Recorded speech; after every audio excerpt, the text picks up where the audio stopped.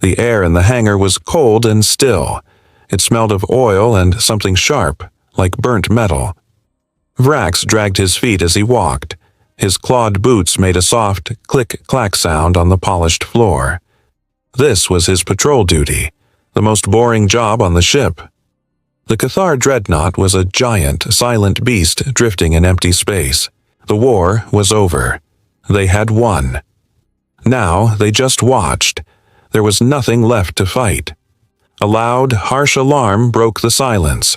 Vrax jumped, his hand going to his plasma rifle. His unit leader's voice crackled over the comms. "Relax.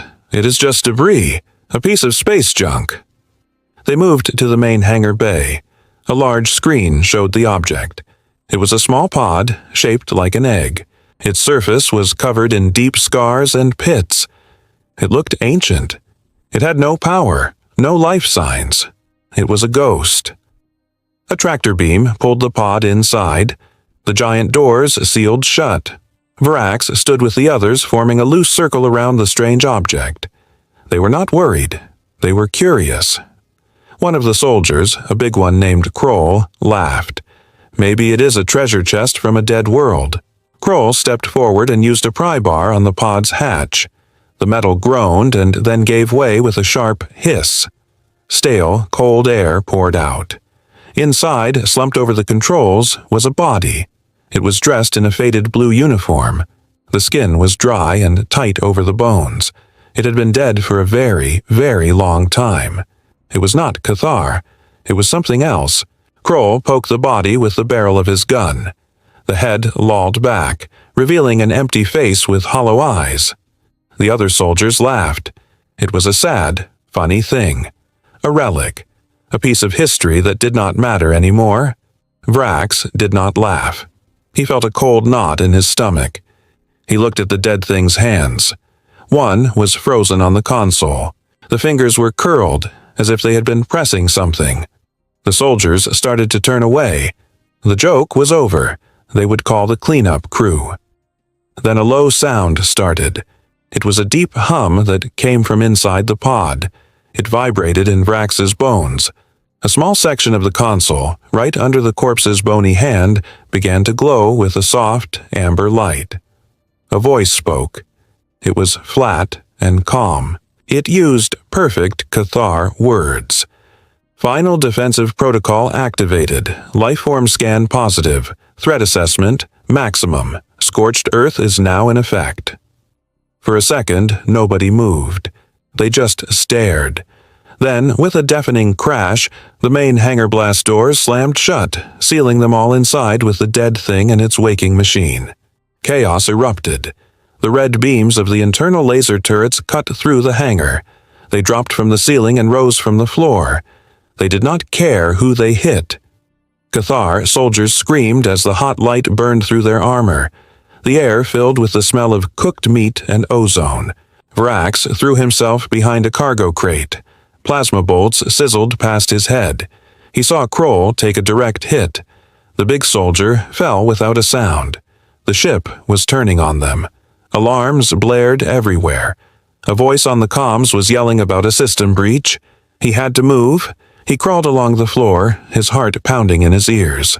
He reached a service hatch and scrambled through it just as a laser turret melted the spot where he had been hiding. The corridor outside was worse. Red emergency lights flashed. A bulkhead door slammed shut right in front of him, almost crushing him. He heard the screams of his squadmates trapped on the other side.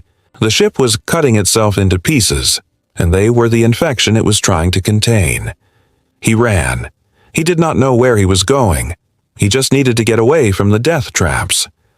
He rounded a corner and crashed into a group of soldiers. He raised his rifle, but a strong hand grabbed his arm. It was Gore. The veteran's face was hard, his armor scarred. "Easy, pup.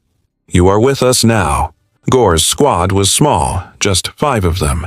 They were all that was left of the hangar security detail. "The ship's AI is locked out," one of them said, her voice tight with panic. "Something else is in control." "The pod," Vrax gasped. "The dead thing in the pod." Gore nodded. His eyes were cold. "It was a trick. We have to get to the auxiliary command. We can shut it down from there." They moved as a unit, a tight group of survivors in a dying ship. They used manual overrides to open sealed doors. They fought past security drones that now saw them as targets. The air grew thin. The ship was venting atmosphere from some sections.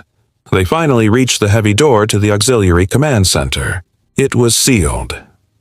Gore placed a small charge on the lock. The blast was loud in the tight space. The door slid open with a groan. The room was dark, lit only by the glow of control panels. The bodies of the Cathar tech crew lay on the floor. They had been executed. Standing over them was a figure in sleek gray armor.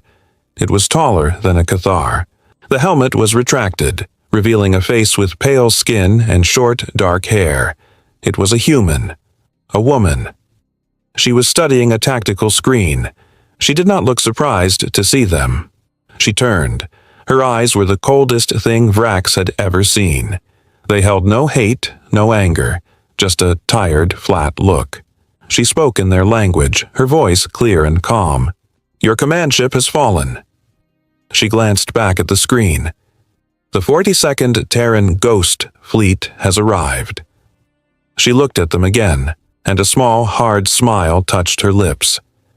"And we are not accepting your surrender." The human woman, Captain Lena Holt, did not kill them. She had her soldiers disarm Gore's squad. The Cathar were forced to their knees. Vrax watched the main viewport. The black space outside was now full of ships. They were human ships. They were angular and sharp, like knives. They moved in perfect silence, firing bright lances of energy into the confused Cathar fleet. Their own dreadnought was dead in the water, a powerless husk. "The pod was a seed," Holt said. Her voice was flat. She paced in front of them. "One of thousands. We launched them after Earth fell, 200 years ago." Vrax stared at her. 200 years. The dead soldier in the pod had been waiting that long. Frozen. Just to get inside. "They were programmed to wake up," she continued, "only when they sensed a high-level Cathar command signal. A nest of vipers. They waited for you to get comfortable. For you to think you had won." Gore growled from where he knelt. "You are just one ship. Our empire will crush you." Holt stopped. She looked at Gore like he was a slow child. "You still do not understand. You think we are here to fight your fleet?" She shook her head. "We are here to burn your house down." She turned to a console and typed a command. A hologram appeared. It showed a Cathar world, a busy planet covered in cities. Then the view changed. It showed the inside of a vast, dark facility. Vrax saw thousands of beings from a conquered species being herded into giant pits. They were crying. They were scared. Then the image showed what happened next.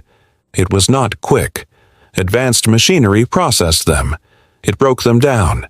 It turned them into a thick, liquid slurry. "This is your empire's secret," Holt said. Her voice was like ice. "This is your fuel. This is your food. You do not just conquer. You farm. You harvest intelligent life." Vrax felt sick. His stomach twisted.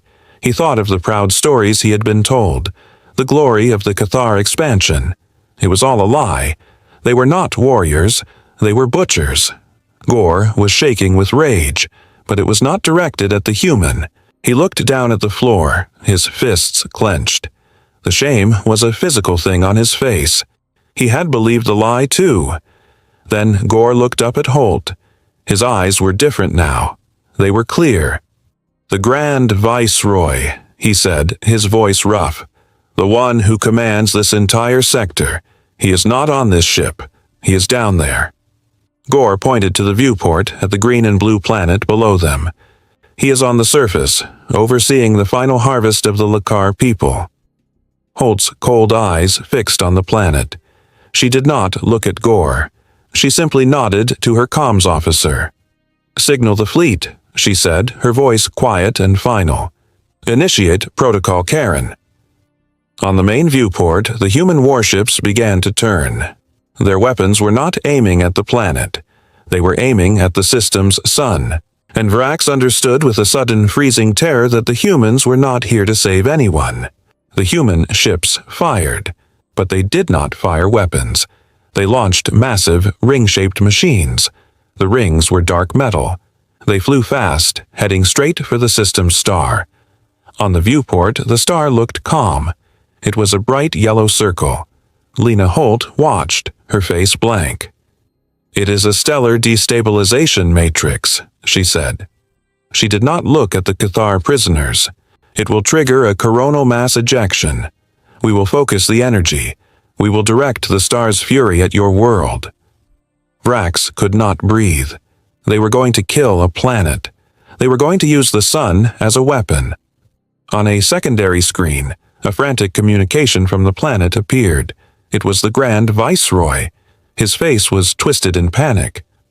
"What is happening?" "Report! This is an order." His demands turned into screams. The star is changing. Get me off this rock." The sky above the planet began to glow. It was a sickly orange light. The star was swelling. Its surface bubbled like a pot of boiling water. A wave of fire, larger than the planet itself, began to form. It slowly pulled away from the star. It moved toward the planet. Gore stared at the screen. He saw his empire's leader begging. He saw the end of everything on that world. He turned to Lena Holt. His body shook with a new kind of rage. "You are a monster," he roared. "You are no better than them. You will burn billions. You will kill the Lakar people too, the very ones you claim to avenge." Holt did not answer. She kept her back to him. This was too much for Gore. The shame, the horror, the helplessness. It exploded inside him. He saw a sidearm on the floor, near a dead human soldier. He lunged for it. Vrax acted without thinking. He threw himself at Gore. He tackled the older soldier. They crashed to the floor together. They struggled for the weapon. "You fool!" Gore snarled, his claws scraping Vrax's armor. "They are exterminating us." "We deserve it," Vrax shouted back, his voice breaking. The truth of the harvest was a poison in his mind. He fought to keep Gore down. Lena Holt finally turned. She watched the two aliens fighting on her command deck. She showed no emotion. Vrax managed to pin Gore's arm. The weapon skittered away. Both Cathar lay on the floor, panting. Holt walked over and looked down at them. Her eyes were empty. Then she spoke. Her words were quiet, but they hit Vrax like a physical blow. "The natives were evacuated 3 days ago by our stealth teams," she said. "The only life left on that planet is Cathar." She turned back to the viewport. The wave of solar fire was halfway there, a beautiful and terrible sight. "This isn't vengeance," she said. "It's pest control." The wave of fire from the sun hit the planet. It did not explode. It was consumed. The atmosphere glowed white-hot. The surface turned to molten rock. Every city, every ship, every Cathar life on the surface was erased in a silent, brilliant flash. On the viewport, the world became a new, small star for a few seconds, then faded to a black, dead cinder. The remaining Cathar fleet broke apart. Their command structure was gone. Their will to fight was shattered. The human warships moved through them like wolves through a scattered herd. They showed no mercy. They asked for no surrender. It was a cleanup operation. It was efficient and total. Soon, the space around the dead dreadnought was quiet again. The only lights were the running lights of the human vessels. They were calm. They had won. In the auxiliary command center, the silence was heavy. Gore and the other Cathar prisoners were gone, taken away by human soldiers.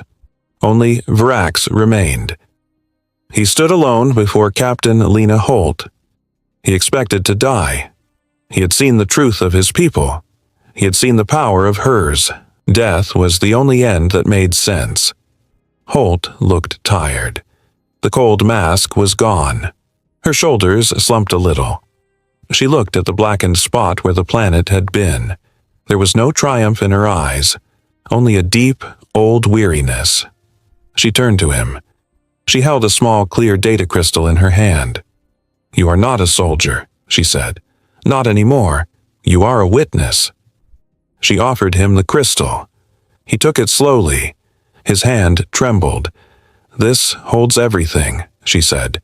"The history of the harvest, the fall of Earth, the recording of what happened here today, the truth." She pointed to a small, sleek ship that had docked with the dead dreadnought. "A shuttle. That ship will take you back to the heart of your empire. It has a clear path. We will not stop you." Vrax could not speak. He just stared at her. "Tell them what you saw," she said. Her voice was low and firm. "Tell them the harvest is over." She took a step closer. Her tired eyes locked with his. "Tell them the farmers are here." Vrax was put on the shuttle. The hatch closed behind him. The ship detached and flew away from the dead giant. It jumped into warp, heading for the Cathar homeworld. Lena Holt stood on the quiet command deck. She was alone.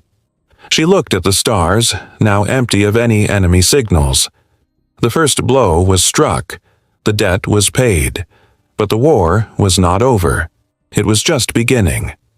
She thought of the dead soldier in the pod, the one who waited in the dark for 200 years. He had opened the door. Now, she and the other ghosts of Earth had to walk through it. The galaxy had feared the Cathar for generations. Soon it would learn a new fear, the fear of a patient, vengeful enemy that did not know how to quit, the fear of the farmers who had come to burn the fields,